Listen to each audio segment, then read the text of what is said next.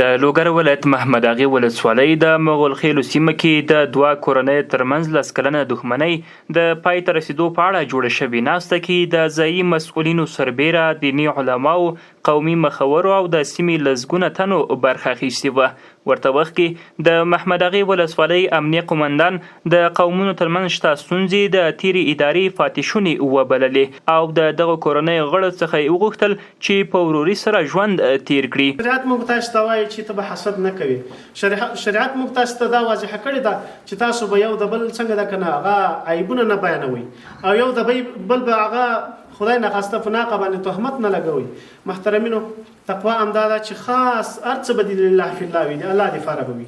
دغه راز د دواړو کورنۍ غړي وایي کابو 10 کاله د دوی ترمنځ دښمني وه چې اوس د اسلامي امارت مسؤلینو او قومي مخورو په نه ستړي کېدونکو هلو ځلو سره حل شوه او له دې وروسته به د ورورولۍ په فضا کې ژوند تېروي. صاحب امني او ټول مسؤلین دغه مجاهدین دي، دوی سره الله تعالی ډېر ښه وکړي.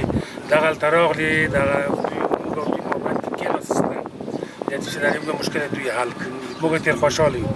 خوښ ډېر خوښ ځکه چې اختلاف عمده بعد اختلاف کوئی د مسلمان په باره کې نه وي، ځکه چې اختلاف د هر شي لپاره د منبع پساد ده او انشاءالله آینده کې باید کوشش وکړو چې دا رقم خبرو څخه مخنیوی وشي.